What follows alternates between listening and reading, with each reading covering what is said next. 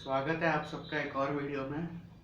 मैं स्टार्ट कर रहा हूँ electrostatics, Coulomb's law and electric field, जो कि जिसका पार्ट 1 है अभी। और इलेक्ट्रोस्टैटिक्स एक बहुत ही महत्वपूर्ण टॉपिक है, या फिर हम कह सकते हैं एक सेगमेंट है एक सिलेबस का।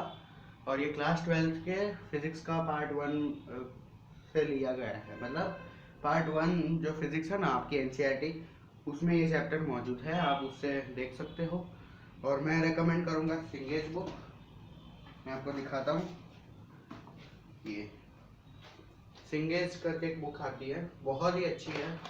तगड़े लेवल के क्वेश्चंस तक पहुँच सकते हो आप, और थियरी भी बहुत मस्त दी गई है। तो इसके और मैं जो पढ़ाऊँगा वो टॉपिक्स काफ़ी मैच होंगे। मतलब ये जो सीक्वेंस में जा रही है ना ये बुक सिंगेज, उसी सीक्वेंस में मैं जाने की कोशिश करूँगा, ताकि आपको भी पता चले कि राइट क्या है, क्योंकि ये one of the best books है फिजिक्स की। ठीक है, और हम पढ़ेंगे इस चैप्टर में चार्ज और उसकी प्रॉपर्टीज के बारे में, कंडक्टर्स और इंसुलेटर्स के बारे में, फिर चार्जिंग ऑफ अ बॉडी और इलेक्ट्रोस्कोप। इलेक्ट्रोस्कोप ना मतलब एक डिवाइस है, ठीक है। कूलम्ब्स लॉ, सुपरपोजिशन प्रिंसिपल, और इलेक्ट्रिक फील्ड में ना बहुत सारे सब टॉपिक्स हैं, जैसे डाइपोल के बारे में होगा, फिर एक स्फीयर होगा, फिर प्लेन शीट्स होंगी जिससे इलेक्ट्रिक फील्ड कैलकुलेट करनी है, और बहुत सारे सब टॉपिक्स हैं। मैं तो खैर अभी भी कम बता रहा हूँ। Electric field due to a wire, फिर conducting sphere, non conducting sphere, फिर hollow sphere and solid sphere, और भी बहुत सारी चीज़ें हैं। तो हम स्टार्ट करेंगे इस लेक्चर को, काफ़ी मज़ा आएगा। और आप लोग 12th क्लास में आ गए हो तो ये आपका पहला लेक्चर है। ऑल द बेस्ट, साल मत जाना चाहिए। ठीक है, शुरू करते हैं चार्ज एंड इट्स प्रॉपर्टीज से। ठीक है,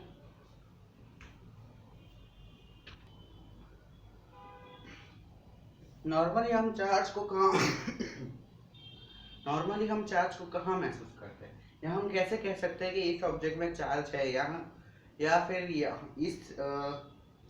इस चीज में चार्ज होना चाहिए, या इस जगह पे चार्ज होना चाहिए, ये हम कैसे कह सकते हैं। अम, एक एक बेस्ट है ना, आप कोई एग्जांपल पकड़ लो। ठीक है, आपने एक स्केल ली होगी, अभी तो खैर मेरे पास है नहीं। एक स्केल या कंघी ली होगी और फिर उसको रब किया होगा, ठीक है, अपने बालों पे या कहीं पे ड्राई ऑब्जेक्ट पे, और आपने देखा होगा कि उससे पीसेस ऑफ पेपर आप उठा पा रहे हो। ठीक है, ऐसे पेपर फाड़ के रखा होगा ना, वो उठ जाता है उससे। वो सब चार्ज का एक है कि दोनों में चार्ज है, इसलिए वो अट्रैक्ट या रिपेल हो सकते हैं। ठीक है, तो हम ये कहें कि एक सिंपल सी डेफिनेशन है कि charge is a property associated with matter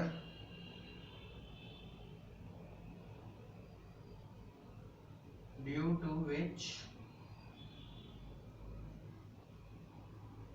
it experiences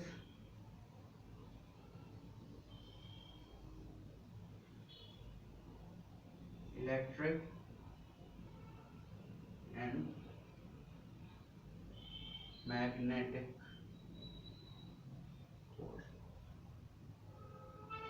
forces या fields।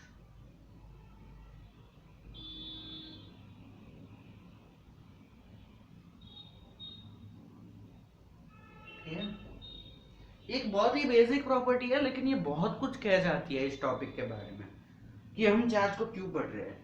हम चार्ज को आगे पढ़ेंगे तो उससे हमें इलेक्ट्रिक और मैग्नेटिक प्रॉपर्टीज के बारे में समझ आएगा। और तुम कह रहे हो कि भाई अभी तो इलेक्ट्रिक है, तो मैग्नेटिक चार्ज से कैसे रिलेटेड है। ठीक है, मैग्नेटिक चार्ज से इस तरह रिलेटेड है। आपने इलेक्ट्रोमैग्नेटिज्म का नाम सुना होगा। उसमें क्या होता है, एक वायर होता है जिसके आजू बाजू जिसके अंदर एक सेकेंड, एक वायर है जिससे करंट पास हो रहा है। ठीक है, तो आपने वो राइट हैंड थंब रूल पढ़ा होगा ना। मैग्नेटिक फील्ड ऐसे बन रही है, ऐसे आएगी। ठीक है,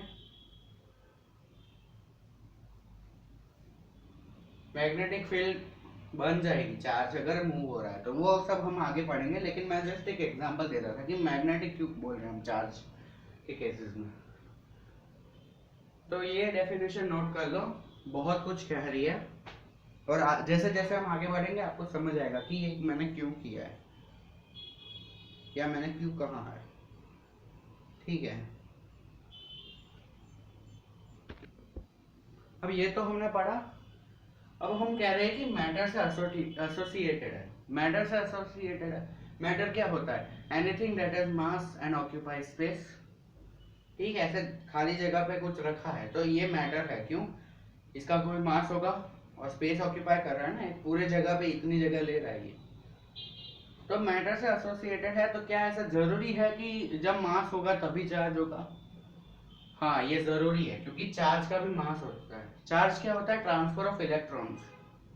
इलेक्ट्रॉन्स में ज्यादा बोल रहा हूँ क्योंकि हम प्रोटॉन्स को ट्रांसफर नहीं कर पाते, वो एटम के बीच में होते हैं। वो ट्रांसफर हो गया फिर मतलब बहुत सारा एनर्जी वगैरह चाहिए होता है, तो वो हम नहीं कर पाते, फिजिबल नहीं है वो। हम इलेक्ट्रॉन्स को ही ट्रांसफर करेंगे। और सपोज कोई बॉडी है, ठीक है, इससे अगर इलेक्ट्रॉन निकल रहा है तो ये पॉजिटिव चार्ज का हो जाएगा, ये पॉजिटिव चार्ज एक्वायर कर लेगा। ठीक है, और सपोज किसी में इलेक्ट्रॉन्स ऐड हो रहे हैं तो ये नेगेटिव चार्ज एक्वायर कर लेगा। ठीक है, हम सोचते हैं ना कि मतलब पॉजिटिव चार्ज मतलब इलेक्ट्रॉन्स की कमी और नेगेटिव चार्ज मतलब एक्सेस ऑफ इलेक्ट्रॉन। वो इसीलिए हम प्रोटॉन्स को मूव कर सकते हैं, बट वो बहुत एनर्जी लेती है। ठीक है, अभी उस पर नहीं जाना, अभी इलेक्ट्रॉन्स का ही करना है। तो इलेक्ट्रॉन्स अगर बाहर आए तो पॉजिटिव चार्ज होगा, अंदर गए तो नेगेटिव चार्ज होगा। और इलेक्ट्रॉन्स का एक मास होता है। ठीक है, इलेक्ट्रॉन्स का एक मास होता है जो कि है इलेक्ट्रॉन्स का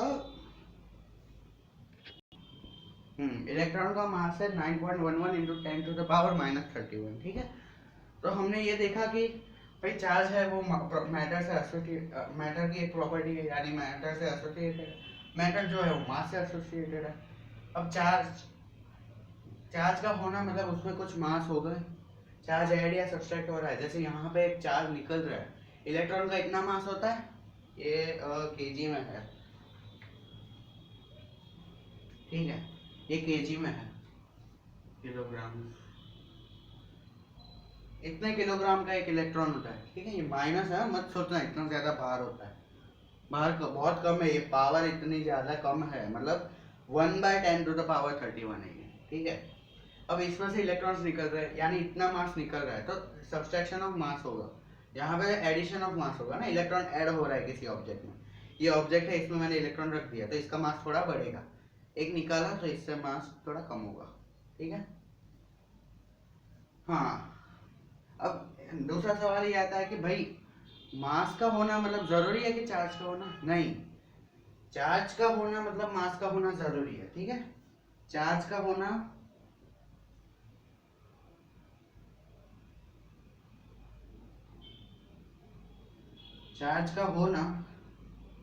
इम्प्लाइज कि मास का होना। ठीक है, लेकिन मास का होना डज नॉट इम्प्लाई कि चार्ज एग्जिस्टेड है उस बॉडी में। ठीक है, इस चीज में मास है, हम सब में मास है, लेकिन क्या हम में चार्ज है? अब चार्ज ना होना ना, एक तरह से ये कह सकते हैं कि सब न्यूट्रल है, यानी सारे एटम्स फुल्ली पैक्ड है। अब चार्ज होगा ना, अंदर पॉजिटिव नेगेटिव होगा, लेकिन वो इक्वल होगा, चार्ज इक्वल होगा। इलेक्ट्रॉन का charge 1.69 into 10 to the power -90 है, और प्रोटॉन का सेम ही है, बस उसमें पॉजिटिव चार्ज है और इलेक्ट्रॉन में नेगेटिव है। तो अगर एक एक दोनों होंगे तो चार्ज तो निगलेक्ट हो गया ना, मास होगा उसमें, क्योंकि मास दोनों के सेम नहीं है, और प्लस नेगेटिव मास तो है ही नहीं।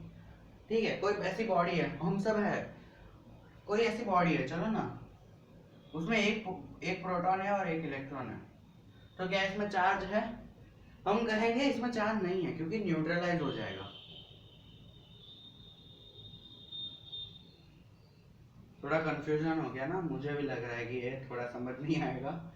ओके, एक प्रॉपर्टी है कि चार्ज एडिटिव होता है। अब मान लो आपको चार्ज का यूनिट पता है, कूलम होता है, तो एक में +5 कूलम है और मैंने उसको -5 का चार्ज दिया, -5 कूलम का, यानी इतने इलेक्ट्रॉन, इतने इस चार्ज के जितने इलेक्ट्रॉन होते हैं ना उतने इलेक्ट्रॉन इसको दे दिए, ठीक है। तो अब टोटल चार्ज होगा ना वो 0 हो जाएगा। क्यों? +5 -5 0 हो जाएगा ना, ठीक है। तो हम बोलेंगे कि चार्ज नहीं है, हालांकि एटम्स होते हैं किसी भी बॉडी में, प्रोटॉन्स इलेक्ट्रॉन सब होता है, न्यूट्रॉन्स भी होता है, लेकिन वो सब ऐसे ऐसे हुए ना, मतलब उसका कंपोजिशन ऐसा है ना कि सबका चार्ज सम होके 0 हो जा रहा है, यानी जितने प्रोटॉन्स है उतने ही इलेक्ट्रॉन्स है, समझ रहे हो? जितने प्रोटॉन्स है उतने ही इलेक्ट्रॉन्स है, तो चार्ज 0 हो गया ना। तो हम बोलेंगे कि चार्ज नहीं है, भले ही वो इलेक्ट्रॉन प्रोटॉन सब हो, लेकिन उसका इफेक्ट क्या पड़ रहा है? हम कुछ इलेक्ट्रिक फील्ड या मैग्नेटिक फील्ड छोड़ नहीं रहे हैं ना। किसी चीज का एग्जिस्ट होना और उसका इम्पैक्ट पड़ना अलग अलग चीज होता है ना, राइट? इसीलिए तो चार्ज का होना मतलब मास जरूरी है, कि मास तो होगा ही, क्योंकि चार्ज में ही मास है, चार्ज का ही कुछ अमाउंट ऑफ मास है, राइट? तो चार्ज होना यानी मास का होना जरूरी है, लेकिन जरूरी नहीं है कि मास है तो चार्ज होगा ही होगा। हम चार्ज उसमें क्रिएट कर सकते हैं, ठीक है।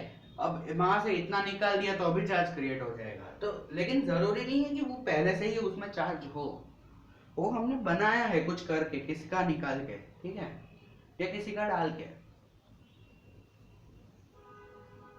चलो आगे की प्रॉपर्टीज पढ़ते हैं। अब जो हम है वो प्रॉपर्टीज की बात करेंगे। तो जैसे कि मैंने कुछ प्रॉपर्टीज अभी बताई आपको, कौन कौन सी थी वो? पहले तो किसी भी बॉडी में इलेक्ट्रॉन ऐड हुआ ये नेगेटिव चार्ज का हो जाएगा, किसी में से इलेक्ट्रॉन निकला ये पॉजिटिव चार्ज का हो जाएगा, ठीक है। एक प्रॉपर्टी है। और दूसरी प्रॉपर्टी मैंने बोली कि इलेक्ट्रॉन का कुछ मास होता है, मास इज इक्वल टू 9.11 × 10⁻31 है,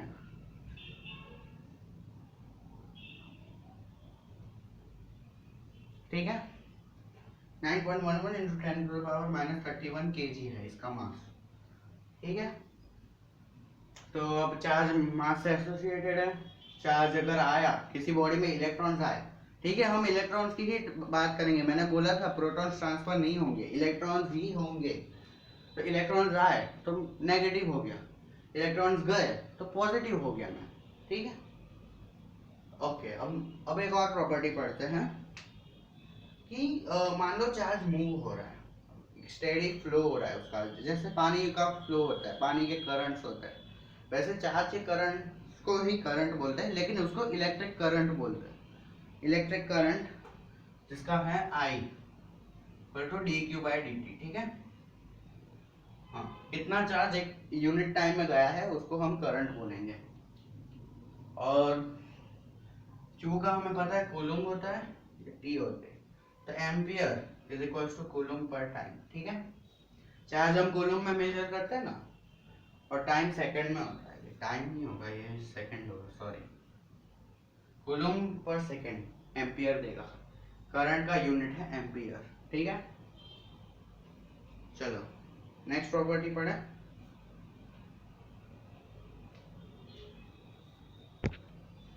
पहली प्रॉपर्टी पढ़ते हैं, चार्ज इज ट्रांसफरेबल, कंजर्व्ड और एसोसिएटेड विद मास, ठीक है। मैं सारी प्रॉपर्टी एक साथ ना रिवीजन वीडियो में लिख दूंगा, अभी एक एक करके कर रहा हूँ क्योंकि मुझे इधर समझाना भी पड़ेगा। ट्रांसफरेबल, जैसे कि मैंने बोला था कि इलेक्ट्रॉन आ सकते हैं, इलेक्ट्रॉन्स जा सकते हैं, ठीक है। तो चार्ज ट्रांसफर हो रहा है, कितना चार्ज हो रहा है? Q = NE होगा, जहाँ E है इलेक्ट्रॉन का चार्ज, इलेक्ट्रॉन का चार्ज कितना होता है? 1.6 × 10⁻⁻19 कूलम, ठीक है, नेगेटिव में।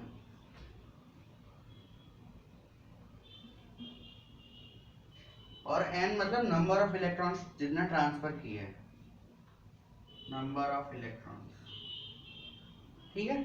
तो उतना चार्ज ट्रांसफर होगा जितने नंबर ऑफ इलेक्ट्रॉन्स हमने ट्रांसफर किए, और एक इलेक्ट्रॉन का कितना चार्ज है उतने बराबर, ठीक है। तो Q = NE, ये फॉर्मूला बहुत क्वेश्चन, मतलब कुछ ऐसे क्वेश्चन है जिसमें डायरेक्टली यही लगा के हम मार्क्स ले आ सकते हैं, याद रखना, ठीक है। तो ये हो गया ट्रांसफरेबल की बात। अब कंजर्व यानी देखो, अगर तुम किसी सिस्टम को हिलाओ, ठीक है, या उसमें कुछ चेंज करो, मैं एक एग्जांपल देता हूँ। सपोज इसमें बहुत सारे ऐसे चार्ज हैं, ठीक है,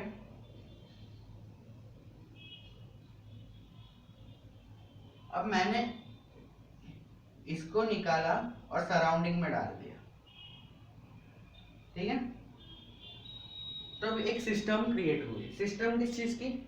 ये और एक एनवायरमेंट, एक सिस्टम बन गई, ये और एक सराउंडिंग, या फिर हम कह सकते हैं ये और स्पेस जो हुआ है आजू बाजू, वो एक सिस्टम बन गए। तो इस सिस्टम का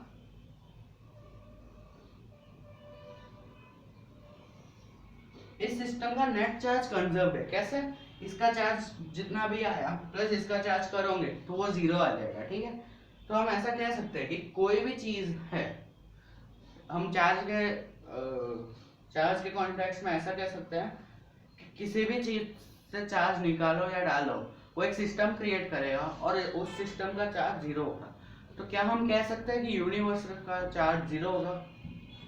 एक तरीके से हम कह सकते हैं, ठीक है, कि यूनिवर्स का चार्ज कांस्टेंट या फिर जीरो है, जितना है उतना ही है, बस हम उसको चेंज कर रहे हैं, एक दूसरे के फॉर्म में डाल रहे हैं। क्योंकि देखो नंबर ऑफ इलेक्ट्रॉन्स पूरे यूनिवर्स में कांस्टेंट अमाउंट ही होगा ना, हम नंबर ऑफ इलेक्ट्रॉन्स कांस्टेंट ही होंगे ना एक यूनिवर्स में। वो अलग थियरी है कि वो एक्सपांड हो रहा है, कॉन्ट्रैक्ट, वो सब छोड़ा अभी, लेकिन हम मान लो कि अभी यूनिवर्स कांस्टेंट है, ठीक है, तो नंबर ऑफ इलेक्ट्रॉन्स पूरे यूनिवर्स में कांस्टेंट हुआ है। और ये हमने निकाला यहाँ से, लेकिन गया कहाँ? वो यूनिवर्स में, ये भी यूनिवर्स में है, ये भी यूनिवर्स में। तो यूनिवर्स का चार्ज कंजर्व्ड है एक तरीके से, ठीक है। कंजर्वेशन पे और थोड़े पॉइंट्स हैं, वो मैं नेक्स्ट स्लाइड में डिस्कस करूंगा। स्लाइड बोल रहा हूँ लेकिन लो बजट स्लाइड। अब एसोसिएटेड विद मास, वो तो मैंने बताया है ना कि एक इलेक्ट्रॉन ट्रांसफर होता है। इलेक्ट्रॉन का मास कितना? 9.11 into 10 to the power -31 kg। हाँ, यहाँ पे कूलम है, यहाँ पे kg है, ठीक है। इतना मास ट्रांसफर होगा। मास ट्रांसफर अगर हमें लिखना है, number of electrons into mass of an electron. यहाँ पे ई बताता है चार्ज ऑफ एन इलेक्ट्रॉन, यहाँ पे भी मास ऑफ एन इलेक्ट्रॉन करते हैं, ठीक है। ये ऐसा बताता है कि इस चीज का ये, ठीक है, नीचे जो लिखा है उसका ऊपर का चीज चाहिए। तो मास ट्रांसफर वो होगा नंबर ऑफ इलेक्ट्रॉन्स, एन दोनों में सेम ही है, नंबर ऑफ इलेक्ट्रॉन्स ही है, और यहाँ पे ई है, वो है चार्ज ऑफ वन इलेक्ट्रॉन, और एम ई मतलब मास ऑफ वन इलेक्ट्रॉन, ठीक है। वो सब आपको क्वेश्चन में दिया ही जाएगा, आपको बस जैसे मास ऑफ इलेक्ट्रॉन वो तो वैसे यही होता है, लेकिन कभी के बार वो चेंज करता है, वैरायटी लाता है क्वेश्चंस में, एक टाइप ऑफ, मतलब आपको दिया जाएगा, या फिर ये तो याद कर ही लो, लेकिन अगर चेंज होगा तो वो क्वेश्चन में दिया जाएगा कि ये आपको ये वाली चीज लेनी है। और बोर्ड के जो पेपर होता है ना, उसमें स्टार्टिंग में दिया होता है कि कुछ कॉमन कांस्टेंट्स दिए होंगे, बोल्ट्जमैन कांस्टेंट, ये सब ऐसा, प्लैंक्स कांस्टेंट, ये सब दिया होगा, ठीक है। तो वैसे तो डरने की जरूरत नहीं है, ये प्रोवाइडेड ही होता है मोस्टली, लेकिन आप इतना सम्स करोगे ना कि आपको ये वैल्यूज याद हो जाएगी, ठीक है। हाँ, अब कंजर्वेशन पे हम कुछ पॉइंट्स जो है वो याद करते हैं या उनका अभ्यास करते हैं।